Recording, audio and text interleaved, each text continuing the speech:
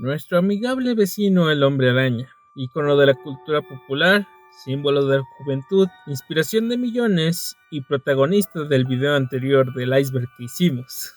Anteriormente en el iceberg vimos algunos elementos y algunas curiosidades sobre nuestro arácnido favorito, y es que hay datos que por su entramado, particularidad de contexto tienen un lugar aparte. Es por ello que hoy vamos a continuar analizando el iceberg sobre el Hombre Araña. En este iceberg, por si no vieron la primera parte, que les animo a verla, estamos viendo curiosidades y datos sobre los cómics, las películas, las series animadas y los videojuegos del arácnido, para que puedan ir a ver No Way Home si es que aún no lo han hecho, porque para cuando salga este video claramente ya todo el mundo habrá visto No Way Home. O si ya vieron No Way Home para que puedan entender un poco mejor la trama o algunas curiosidades sobre su personaje favorito. Por lo que iremos descendiendo viendo qué misterios y qué sorpresas nos traerán los últimos niveles en este iceberg de nuestro amigable vecino, el Hombre Araña.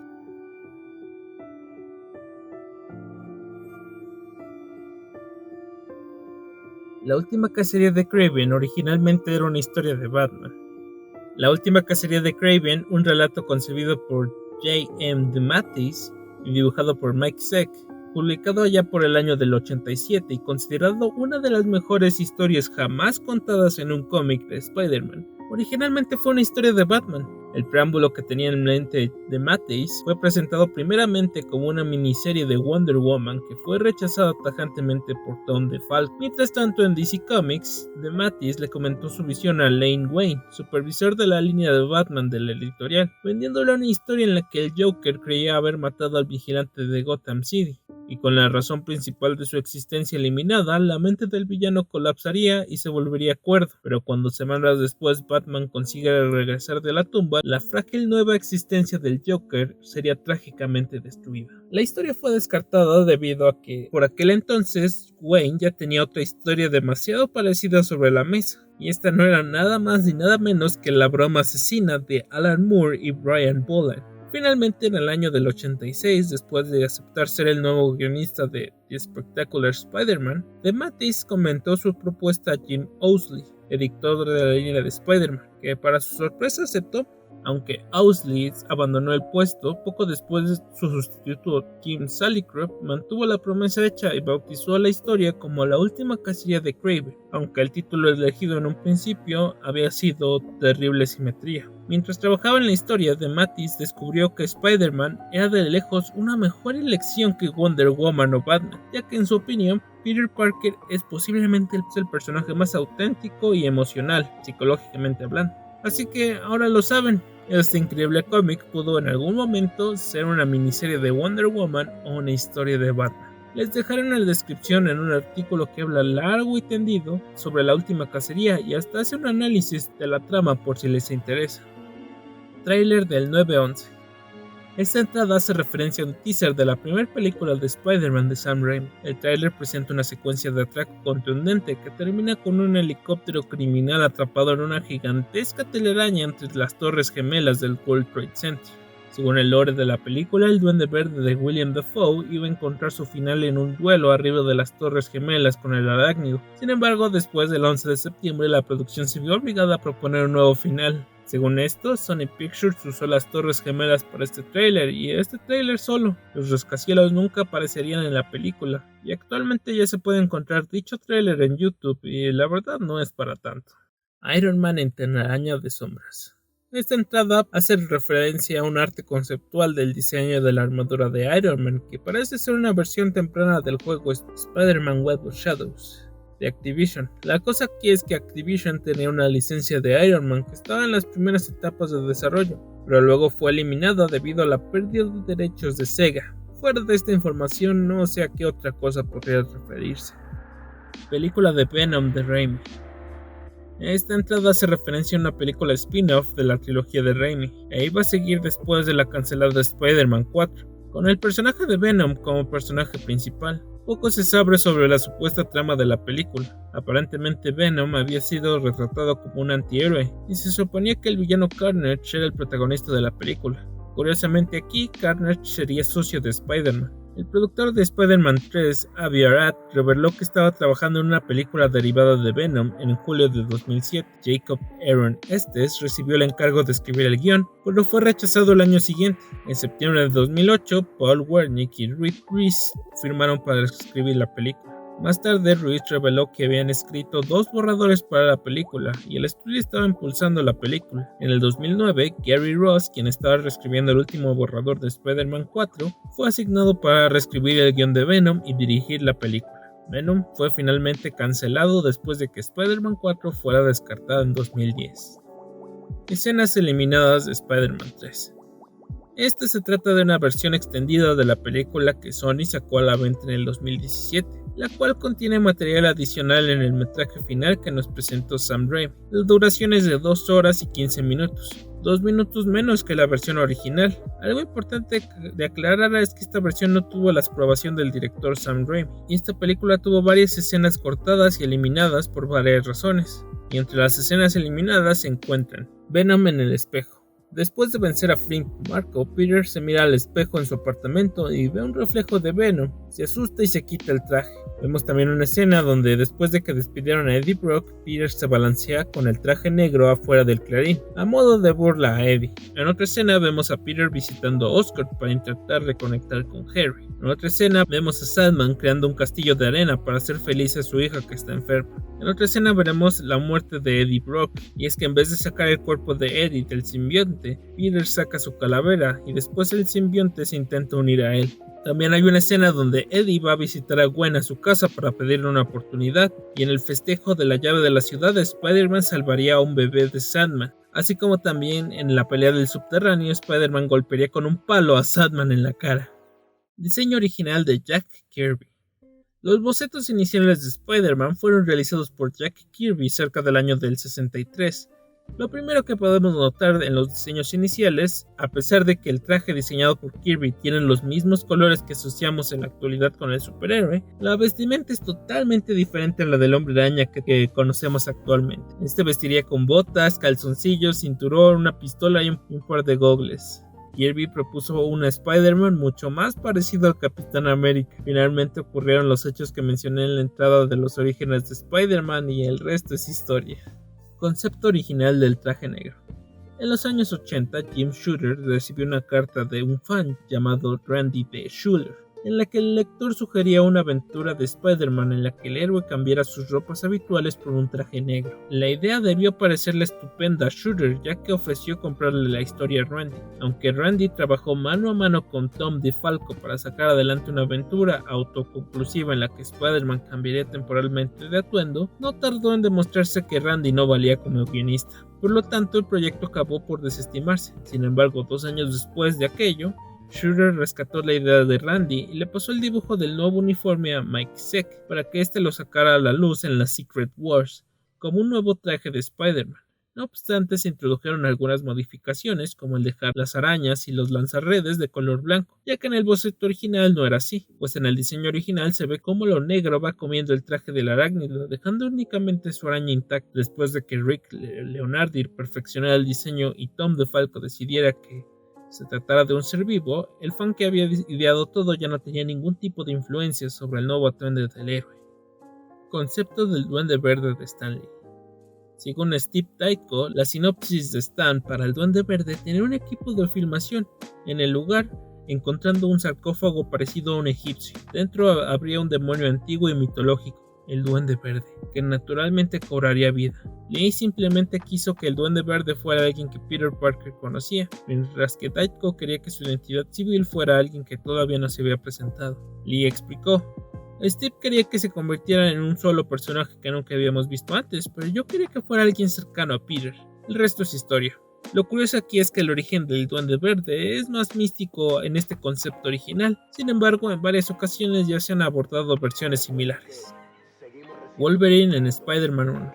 La primera trilogía cinematográfica de Spider-Man iba a tener varios invitados especiales de otras películas de Marvel en aquel entonces, para demostrar que estaban en un mismo universo. Por ejemplo, se reveló que Wolverine iba a aparecer en Spider-Man de Sam Raimi. De acuerdo con una entrevista para el HuffPost, El actor Hugh Jackman, quien interpretó a Logan para estas adaptaciones, explicó que estaban planeando un cameo del mutante para el largometraje de Sam Raimi. Esto representaría un apoyo y un deseo de buena suerte por parte de la producción de la cinta del equipo de superhéroes, ya que tuvo un gran éxito en taquillas con su primer película. Desafortunadamente nunca sucedió, y esto a pesar de que el actor estaba en Nueva York al mismo tiempo que se estaba rodando dicho proyecto. El motivo fue que nunca llegó el traje que usaba Jackman para su papel, por lo cual tuvieron que cancelar el cameo. El primer universo cinematográfico estuvo a punto de suceder con la trilogía de Raimi, pero al final un traje fue todo lo que hizo falta para que no ocurriera. Vaya que mala suerte. Crossover con Ren y Stimpy. Este probablemente sea uno de los crossovers más extraños del superhéroe. En este extraño crossover, Spider-Man entra al show de Ren y Stimpy para enfrentar al hombre pan tostado. The Ren and Stimpy Show número 6, The Amazing Spider-Man vs. Power Toast Man, fue una de esas pequeñas genialidades de los 90. Spider-Man se debía enfrentar a la tostada humana cuando este era controlado por un supervillano que pretendía destruir el mundo. Typeface. Typeface es un personaje ficticio que aparece en los cómics de Spider-Man, en particular en el volumen 2, número 23. En su vida civil como Gordon Thomas, lucha en una guerra desconocida para el ejército de los Estados Unidos, en la que pierde a su hermano Joey. A su regreso a Estados Unidos, la esposa de Gordon lo deja y se lleva a su hijo con ella. Sintiéndose marginado, Gordon se convierte en un herrero. Él es feliz por un tiempo, hasta que un hombre llamado George Finch compra la empresa en la que trabaja y despiden a Gordon. Gordon entonces comienza a odiar todo lo que salió mal en su vida y decide convertirse en un supervillano, llamándose a sí mismo Typeface. Utiliza un lápiz grueso para escribir letras en su cara, incluida una gran R roja en la frente, por retribución. Comienza a cometer actos vandálicos por toda la ciudad, y mientras ataca a los matones locales, llama la atención de Spider-Man. Typeface usa sus letras gigantes como armas y logra derrotar al héroe, después de escapar con éxito y regresar a su apartamento. Entonces es ahí que reemplaza la letra R en su cabeza por una A para aniquilación. Es de los pocos personajes en los cómics que ha derrotado a Spider-Man sin tener una revancha propiamente con él. Kindred fue el Peter Parker original. En el último número de The Amazing Spider-Man, Peter Parker finalmente conoce la verdadera identidad de Kindred, de las fuerzas demoníacas que lo han estado atormentando. Y aquí una advertencia de spoilers para el Amazing Spider-Man número 53. Y es que en el último número de El asombroso hombre araña, Peter Parker está muerto. Fue asesinado en un trato destinado a salvar a sus amigos de Kindred, que se estaba convirtiendo rápidamente en uno de los mayores enemigos de Spider-Man de todos los tiempos.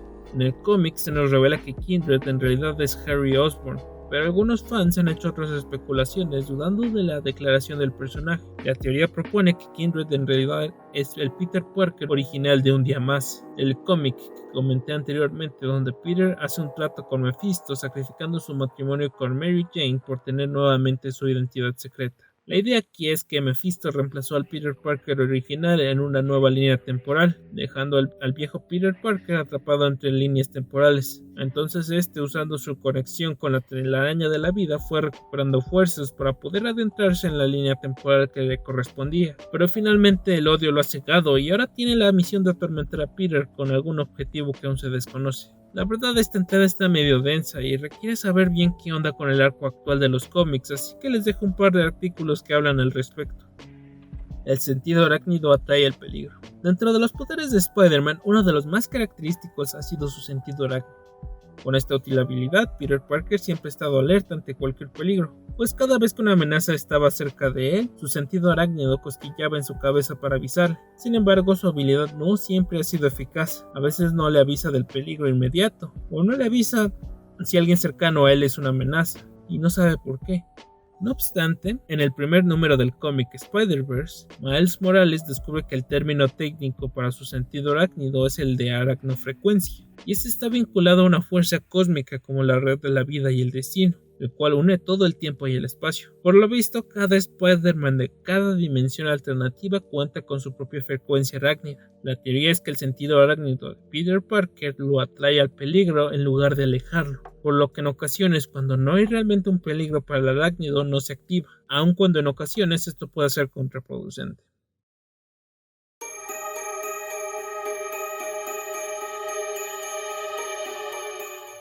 Ben Parker en Iron Man. Esto hace referencia a una teoría loca de Reddit. Básicamente dice que durante la escena de la conferencia de prensa al final de Iron Man 1, Tony llama a un reportero al que nombra como Ben. Considerando el tiempo en que Iron Man 1 toma lugar, es posible que este reportero sea la pareja de una tía May joven. Esto también indicaría que por el trabajo de Ben en el Daily Bugle, este se usaría como impulso para que Peter consiguiera un trabajo ahí. Es una teoría muy loca y un poco forzada, pero pues es lo que hay. Facade. El Full Acclimatation Combat and Defense Exoskeleton, o la armadura corporal exoesquelética de combate y defensa de aclimatación completa, fue un prototipo innovador fabricado por Morrell Pharmaceuticals bajo los auspicios del Dr. Thomas Haney. Se trata básicamente de una armadura de poder en los cómics del Hombre Araña, con la habilidad de poder incapacitar al héroe. La armadura finalmente fue desactivada por Spider-Man, pero Spider-Man quedó inconsciente en el proceso y el ocupante del traje escapó. El misterio de la verdadera identidad del portador de la armadura aparentemente tenía la intención de ser una trama secundaria de larga duración en los títulos de Spider-Man, similar al misterio original del Duende Verde, pero no logró captar el interés de los lectores. La historia entonces se descartó en el camino cuando la saga de los clones saltó a la fama. El portador había sido identificado como hombre, y uno de los posibles sospechosos no era nada más ni nada menos que J. Jonah Jameson. En fin, una historia inconclusa con un misterio incierto. Incidentes en Spider-Man apaga las luces. Como comenté anteriormente en la entrada de Apaga las luces, este se trató de un musical de Broadway con muchos problemas y un enorme gasto. Parte de los problemas que ocurrieron fueron varios incidentes mientras hacían sus ensayos. 6 personas resultaron heridas mientras trabajaban en la obra de Spider-Man. 2 dobles de riesgo resultaron heridos durante varias secuencias de vuelo en los ensayos. Natalie Mendoza, quien originalmente fue elegida como Arachne, sufrió una conmoción cerebral durante la primera presentación preliminar del 28 de noviembre de 2010, cuando fue golpeada en la cabeza por un equipo en las alas. El 20 de diciembre de 2010, después de la vista previa de la obra, el actor de dobles de Spider-Man, Christopher Tierney, resultó herido y hospitalizado. En esa vista previa del 20 de diciembre, Tierney se cayó de 6,4 metros de un escenario cuando su arnés no estaba conectado al cable de seguridad, dejando al actor en caída libre a través del escenario y hacia el foso de la orquesta. Obviamente esa actuación del 20 de diciembre terminó prematuramente. El 15 de agosto de 2013, el actor Daniel Curry, quien interpretaba a un villano y también era un doble de acción de Spider-Man, resultó herido aparentemente al quedar atrapado debajo de una pieza de equipo y sufrió un traumatismo en la pierna. Finalmente, estos incidentes terminaron por cancelar la obra por completo, ya que los actores no quisieron continuar bajo esas circunstancias, y con justa razón. Controversia del truco de MJ. Esto se refiere a un truco que se podía aplicar en el videojuego de Spider-Man de la Play 1, donde básicamente le permitía cambiar la apariencia del Hombre Araña a la de algún otro personaje, dándonos escenas muy graciosas como Mary Jane confrontando al Duende Verde. La controversia vino porque después venía una escena de un beso con Mary Jane, y si el jugador tenía puesta la skin de Mary Jane, esta tendría otra vestimenta, por lo que a todas luces se interpretaría la escena como una escena lésbica en un juego del 2002. Al final se retiró dicho truco de las versiones posteriores del juego a petición de unos padres preocupados. En fin, cosas de los 2000. Spider-Nam. Esto hace referencia a un cómic hecho por un fan donde se envía a Spider-Man a pelear en Vietnam. Actualmente no se tiene mucha información sobre la trama principal del cómic, ya que no fue muy conocido. Sin embargo, se han subido un par de paneles en la internet, dándonos una pequeña idea de cómo sería el cómic. De lo que he visto, se trata de una aventura en la que Spider-Man se enlista en el ejército como una forma de escaparse de su vida en Nueva York y de sus problemas. En el ejército, Peter encuentra un nuevo propósito, sintiéndose por momentos patriótico. Sin embargo, realiza varios comentarios críticos sobre la guerra en sí, y también cabe resaltar que aquí el atuendo de Spider-Man cambia y se vuelve uno más del tipo de película de acción de los 60s. Dándole un toque muy cool. Un cómic así no podría salir actualmente de manera oficial, pero es interesante ver cómo algunos fans le dan un giro al personaje del Hombre Araña. Gaunt iba a ser Harry Osborn. Durante la saga de los clones, Harry Osborn originalmente iba a ser revelado como el cerebro detrás de las desgracias de Spider-Man. Cuando Bob Harras se convirtió en el editor en jefe antes de que esta historia pudiera llegar a su conclusión, rechazó la idea. Un nuevo villano presentado en Amazing Spider-Man 412 llamado Gaunt iba a ser el nuevo alter ego de Harry Osborn. se pretendía revelar que Harry no había muerto en The Spectacular Spider-Man número 200, sino que la fórmula del Duende Verde había provocado que su cuerpo comenzara a debilitarse y marchitarse, por lo que se vio obligado a usar un traje especial para mantenerse con vida. La identidad de Gaunt finalmente se le dio a Maelstrom. Film canon de Spider-Man. Esto se trata de una película cancelada de Spider-Man de los años 80. En aquel entonces, Canon Films compró los derechos cinematográficos de Spider-Man para hacer una película de al menos $10 millones, pero después de una serie de reescrituras y problemas financieros que sufrió Canon, finalmente se cerró el proyecto de Spider-Man. Varios estudios estaban interesados en hacer la película de Spider-Man, pero ninguno de ellos pudo hacerlo con las condiciones requeridas. Finalmente, Sony Columbia Pictures llegó y se llevó los derechos cinematográficos de Spider-Man, y luego contrataron al director Sam Raimi y eligieron a Tobey Maguire para el papel principal. Y el resto es historia. Si les interesa saber más, les dejo un enlace en la descripción, con comentarios de YouTube hablando más al respecto. Spider-Man turco. Aquí será mejor que se sienten porque esto va a estar bueno. Esta entrada hace referencia a una película turca de 1975 llamada Tres Dev Adam, traducida como Los Tres Poderosos Hombres, o Capitán América y el Santo vs Spider-Man, sí, tal cual, dirigida por Dev Fikret Ukak y escrita por Dogan Tamer, disculpen la pronunciación, y basada en los personajes creados por Steve Ditko, Jack Kirby, Stan Lee, Joe Simon y Rodolfo Guzmán Huerta, con Ayetkin Akaya como Capitán América y Yavuz Seligman como el Santo, son llamados a Estambul en una misión especial para detener al villano Spider-Man y su banda criminal. La trama va así. La historia tiene lugar en Estambul, donde una organización criminal violenta dirigida por Spider-Man aparece en la ciudad, con dólares estadounidenses falsificados. Esta banda comete atrocidades como decapitar a una mujer con el propulsor de un barco. Sí, esto se va poniendo más y mejor. Por lo tanto, un pequeño grupo de héroes formado por el Capitán América, el Santo y la novia del Capitán América, Julia,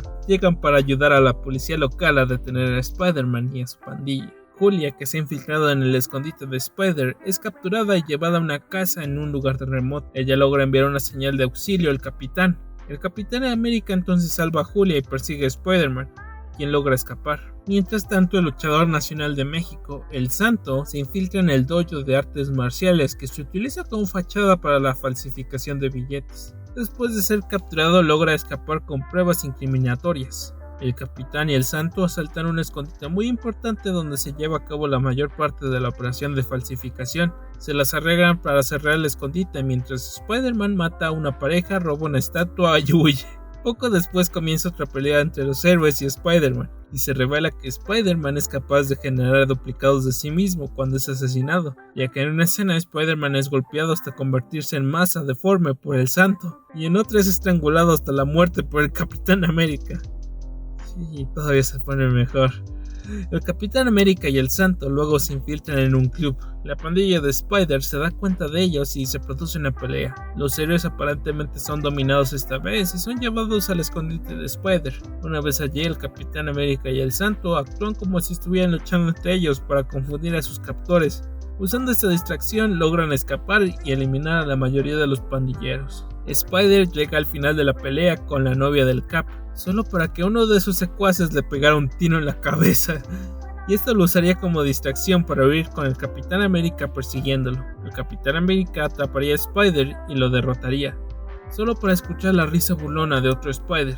La lucha continuaría hasta que todas las arañas murieran. Cuando los héroes están a punto de salir de Estambul, el Capitán América ve la cara de Spider en un taxi y corre furiosamente y se quita la máscara de la persona en el auto, solo para darse cuenta de que era solo un niño con una máscara de lucha libre. Fin de la película. ¿Qué No Way Home y qué vergas? ¿Dónde está tu Sam Raimi y tu Andrew Garfield? Esta película destrona todo el MCU, no manches. Link en la descripción. Host es Spider-Man. Esta entrada hace referencia a una microhistoria de Spider-Man, donde básicamente le hace publicidad a los pastelillos Hostes, muy populares en Estados Unidos y un poco conocidos aquí en México, aunque puedes encontrarlos si buscas en cualquier Oxxo del país. La historia trata de Spider-Man siendo capturado por una pareja de criminales. Al final, Spider-Man los convence de que lo liberen dándoles un paquete de pastelillos. Es un comercial en el sentido más cínico. Emails filtrados de Sony. En 2014, un hacker filtró correos electrónicos de Sony y entre ellos se encontró información relacionada al futuro de Spider-Man. Mucha comunicación se dio entre Amy Pascal, por aquel entonces jefa de Sony, y el CEO de Marvel de aquel entonces, Ike Perlmutter. En sus correos hablaron sobre la posibilidad de incluir a Spider-Man en la tercera película del Capitán América, Civil War, solo que en aquel entonces se tenía considerado a Andrew Garfield para que apareciera como Spider-Man. Entre otros detalles jugosos, se habla un poco más sobre los planes de la tercera película de Spider-Man de Andrew, la posible inclusión de los 6 siniestros y cómo estos estarían relacionados con el MCU. Juego de Spider-Man 4. Este se trata de un juego cancelado de Spider-Man de la trilogía de Sam Raimi. Finalmente este juego serviría como base para los nuevos juegos de Spider-Man, inclusive como inspiración para un juego de Batman. Les dejo un video donde hablen a detalle sobre dicho juego.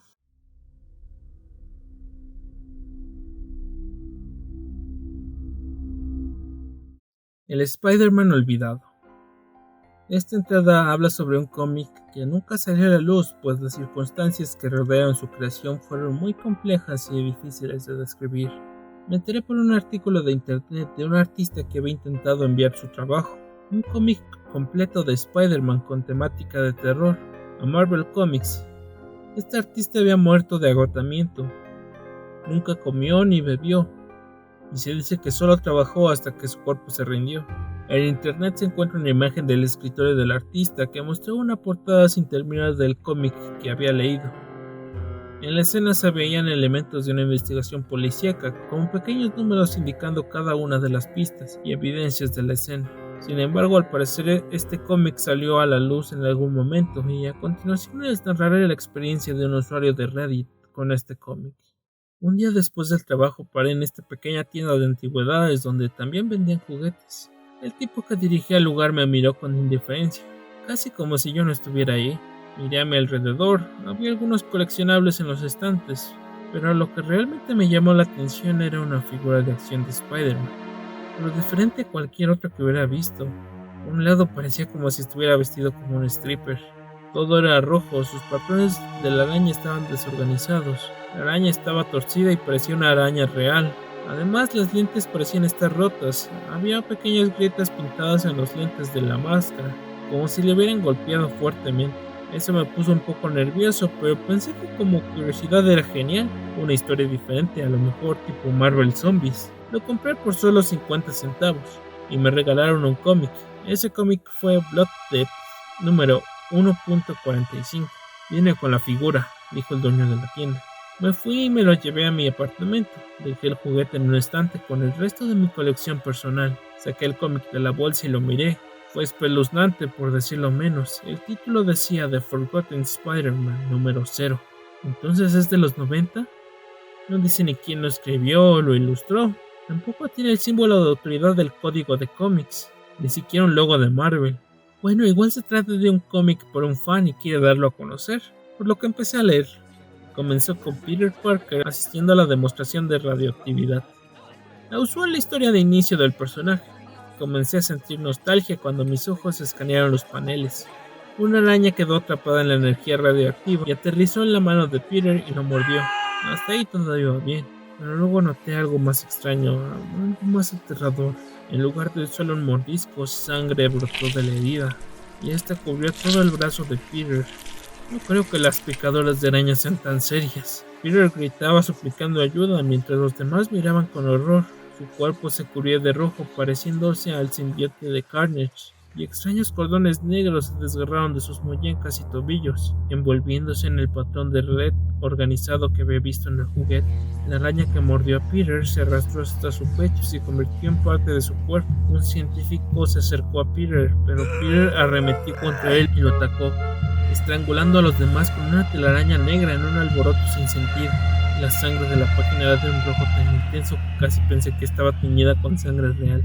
Tuve que dejarlo, me estaba doliendo el estómago, entonces algo me llamó la atención. El juguete que había comprado estaba sentado en la parte superior de mi refrigerador. Estaba agachado en la pose característica de Spider-Man. Era extraño, lo había puesto en mi estante. De pie sus lentes rotos me miraban, y no solo estaban colocados en mi dirección, sino que literalmente me miraban. No sé cómo, pero de alguna manera supe que quería que siguiera leyendo el cómic. Entonces lo recogí y lo abrí de nuevo. Spider-Man todavía estaba matando, pero lo que vi solo empeoró. Se dirigió a su casa y arrancó la cabeza de Mary Jane y empezó a golpear a la gente con su columna vertebral en el camino. ¿Qué tipo de universo alternativo es este? Me estaba horrorizando y luego en un panel de salpicaduras completo había llegado a su casa. Primero mató a su tío Ben ciego de rabia, luego le arrancó el brazo golpeándolo hasta la muerte y a la tía May con él. Esto es por hacer hotcakes integrales. Odio los hotcakes integrales. Me sentía muy mal. Podría haber jurado que escuché reír a alguien en el fondo de mi mente y una vista previa para el siguiente tomo que mostraba a Spider-Man sosteniendo lo que parecía ser otro Octavius por el cuello. Agradecí que el cómic hubiera terminado, pero me sentí mortificado por su contenido. Me volví a mirar el juguete de Spider-Man. No ha desaparecido. Mientras lo busqué, el cómic también desapareció de forma misteriosa. Sin embargo, recibí esto en mi correo hoy. Un sobre sin dirección de remitente y dentro de él está el tomo número 1 de The Forgotten Spider-Man.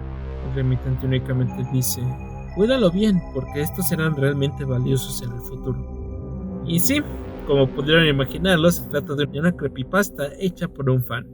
Espero les haya gustado mi narración. Jonathan Hewson. Esta entrada habla sobre un chico de 21 años en Estados Unidos que un día decidió saltar una tienda vestido por completo con el traje de Spider-Man. La policía lo arrestó y sus familiares y amigos alegaron que en toda su vida nunca había participado en actos criminales, lo cual fue constatado por su récord. No obstante, se especula que como Jonathan era un gran fan del Hombre Araña, esto se pudiera tratar de una broma que se salió de control. Ahora Jonathan enfrenta cargos de robo a mano armada, y sin duda es una de esas escenas de la vida que te dejan pensando. Longshot causó la mala suerte de Peter. Esta es una teoría donde el personaje de los X-Men, Longshot, tiene la capacidad de aumentar su suerte, usando sus poderes de manipulación de probabilidades. Es así como puede hacer tiros imposibles, esquivar balas y seguir siendo atractivo a pesar de tener 6 dedos y una muleta. Por otro lado, Spider-Man es un superhéroe eternamente desafortunado. Podría decirse que ha sufrido más muertes de cercanos que la mayoría de sus compañeros héroes. Es golpeado constantemente por tipos malos y es igualmente desafortunado en su vida civil. Pierde sus trabajos, se le caen los romances, pierde cosas de sus trajes y bueno. En los cómics esto se le conoce como la vieja suerte de Parker. La teoría explica que el Longshot está sacando más suerte del universo de la que se merece o de la que se le asigna. Y la persona que está sufriendo este déficit, es decir, quien le está robando esa suerte, es Spider-Man. Una teoría sencilla pero con implicaciones fuertes.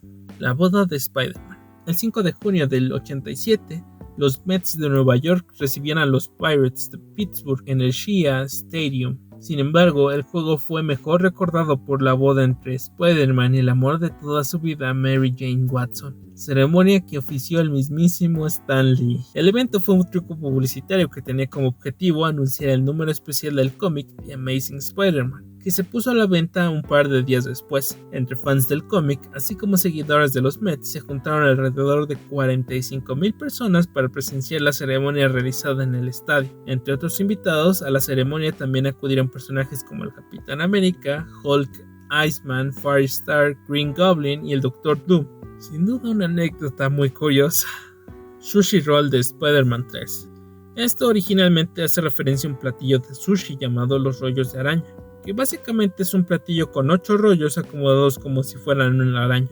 Sus ingredientes varían dependiendo del local o del establecimiento.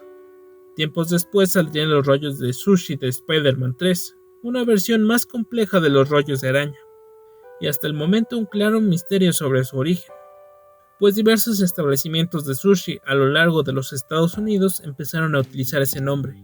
Un youtuber llamado Comic Drake hizo toda una investigación al respecto sobre el origen del nombre, llamando tanto a tiendas locales como a corporativos de sushi, básicamente descubriendo que todas estas tiendas simplemente adoptaron el nombre de alguna otra franquicia sin descubrir realmente el origen de los roles de sushi de Spider-Man 3. El video es muy interesante y ahonda en varios detalles, por lo que si les interesa saber más sobre el tema, les dejo un link en la descripción.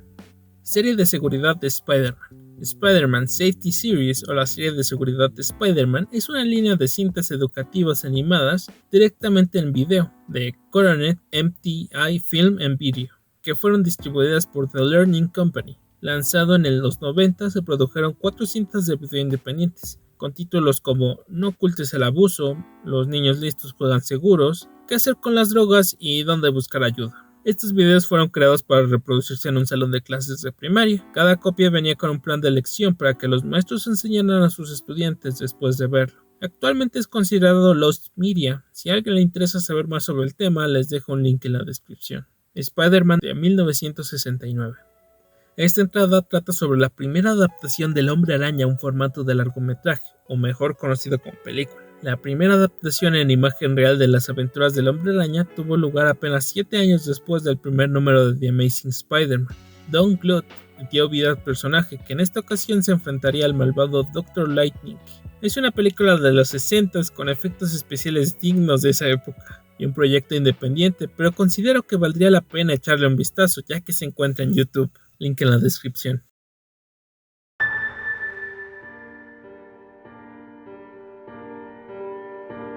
Peter se casó con Gwen en México. Al más puro estilo de un multiverso arácnido, en el 63 la editorial mexicana La Prensa adquirió los derechos de publicación de Spider-Man y rápidamente comenzó a imprimir las aventuras del personaje no solo para México, sino que también para Chile, Argentina, Uruguay y Perú. Por una serie de circunstancias de aquel entonces, la prensa mexicana tuvo la oportunidad de soltar cómics del Hombre Araña de manera quincenal en lugar de manera mensual como se acostumbraba. Y llegó el momento en el que alcanzaron la línea de publicación de Estados Unidos. Por lo tanto, el director de La Prensa viajó hasta Estados Unidos al cuartel general de Marvel en Nueva York para solicitar un permiso especial que autorizara a la empresa mexicana a crear sus propias historias de Spider-Man. La Prensa comenzó con sus historias originales de Spider-Man en la víspera del arco de 1973, que acabaría con la muerte de Gwen Stacy a manos del Duende Verde, pero en México tenían varios detalles con eso. José Luis Durán, el artista detrás de estas historias, y la propia empresa no querían matar a Gwen, porque era el personaje favorito del artista y de los fans, y ya había aparecido en la portada de varios números de los cómics. En el 70, el editor de La Prensa no creía que los mexicanos leyeran a Spider-Man después de que Gwen Stacy muriera, por lo que crearon 45 números originales después de Spider-Man 119, donde Gwen vive. La portada de la boda de Peter y Gwen corresponde al sorprendente Hombre Araña número 128, y si bien el cómic efectivamente fue publicado tras la muerte de Gwen, todo era un sueño de Peter mientras estaba inconsciente, y fue así como el sorprendente Hombre Araña alcanzó a publicar más de 40 historias originales creadas en México y con una Gwen Stacy sana y salva, hasta que en el 73 la prensa canceló el cómic. Spider-Man contra Kraven el Cazador.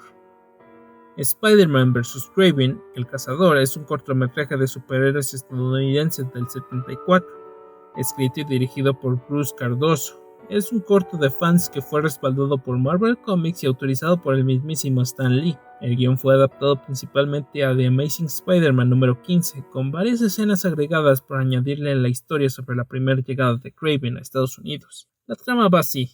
Spider-Man baja y atrapa a un grupo que organiza un robo a un banco, y al caer inesperadamente un hombre escapa y se pone en contacto con Kraven the Hunter. Parker descubre esto de primera mano cuando toma fotografías para The Daily Bugle y ve a Kraven llegar en barco. Después de estudiar el estilo de lucha de Spider-Man organizando un robo para que Spider-Man lo detenga, Kraven finalmente sale de su escondite y lucha contra Spider-Man. Ahí se da cuenta de la verdadera fuerza de Kraven y también se da cuenta de que Kraven hace trampa al infectar a sus oponentes con drogas que los debilitan. Finalmente, este corto ha terminado como un Lost Media, por lo que si alguien sabe dónde verlo o cómo encontrarlo, pónganlo en los comentarios. Peter fue abusado. En 1984, la Casa de las Ideas aunó esfuerzos con el Comité Estadounidense para prevenir abusos infantiles, lo que quedó reflejado en el cómic gratuito y didáctico de Spider-Man and the Power Pack. En este cómic, Steven Westcott, mejor conocido como Skip, un supuesto amigo de Peter en la prepa, un chico algo mayor que él, se ganó la confianza de Peter Parker y lo invitó a su casa, donde le enseñó revistas eróticas y le realizó tocamientos indebidos, aunque no se ve ninguna imagen explícita en el cómic. Jim Salicrup, uno de los autores del cómic, comentó que la intención de estas historias no era otra que la de servir de ayuda a cualquier lector que pudiese encontrarse en una situación similar o que conociese a alguien que la padeciera. Por lo tanto, hasta donde sabemos, la historia donde Peter es abusado no es canon. Spider-Man dejó morir a Gwen Stacy. Tanto en los cómics como en la película de Spider-Man, mientras el arácnido está peleando contra uno de sus adversarios, el Duende Verde en los cómics y el Electro en la película, Gwen está colgando en una de las telarañas de Spider-Man. Sin embargo, los engranajes de la torre del reloj cambian y rompen la telaraña, lo que la hace caer. Spider-Man salta detrás de ella y dispara una red que la engancha alrededor del área de la cintura, poco antes de que llegue al suelo. Sin embargo, cuando se acerca a ella es obvio que ella está muerta. Lo que muchos fans intuyen es que Spider-Man no la alcanzó a tiempo y su cabeza rebotó con gran fuerza en el suelo, causándole una muerte instantánea. No obstante, hay otra teoría y una bastante posible. La otra posibilidad es que fue la propia red la que la mató. La telaraña la atrapó un par de segundos antes de que se detuviera y estas tienen un cierto nivel de elasticidad, dada la corta distancia entre la red que atrapa a Gwen y el momento en que Gwen se detiene por completo, además del hecho de que las redes fueron diseñadas para que Peter las usara fácilmente y este es mucho más fuerte que un humano normal. Es probable que su parada implicara una gran cantidad de presión en su cintura, por la que cuando se detiene en seco, todo lo que está por encima y por debajo de la cintura se rompe hacia abajo, lo que podría sugerir que dado que su cuerpo no estaba lo suficientemente apoyado, la parada le rompió la columna vertebral. Esto coincidiría con el cómic original, ya que puso un pequeño efecto de sonido de chasquido en el mismo momento. Por lo que sí, es posible que Peter haya dejado a Gwen morir. El tío Ben sigue con vida. Esta entrada posiblemente haga referencia a que el tío Ben siga con vida a través de los múltiples universos del arácnido, y es que ha habido algunos universos en los que el tío Ben no murió, por ejemplo el de Tierra TRN-034 o Tierra 8408, donde el tío Ben siguió con vida, y por otro lado tenemos a Tierra 3145, que hizo que el tío Ben se convirtiera en Spider-Man en lugar de Peter. Dicho esto, las crónicas de Spider-Verse implican que hay un cierto grado de manipulación multiversal en el juego, algo relacionado con la telaraña de la vida, y es que los tíos Ben a través del multiverso están destinados a morir para asegurar que Spider-Man nazca. Un dato curioso en los cómics: Calavera de Venom. Esta entrada habla sobre una curiosidad de Spider-Man 3 de Sam Raimi, y es que originalmente se tenía pensado a Venom como un personaje más violento y gore. Originalmente en Spider-Man 3 el simbionte se estaba comiendo a Brock a lo largo de la película, y en la escena en la que Spider-Man lo sacaría del simbionte, lo único que recuperaría de él sería una calavera. Sin embargo, lo calificaron como demasiado oscuro para las audiencias de prueba, por lo que se volvió a filmar la escena. Conociendo la trayectoria de Sam Raimi como director de películas de terror, no me extrañaría que se tuviera una visión más horrorífica del personaje en mente. Gerard Turner.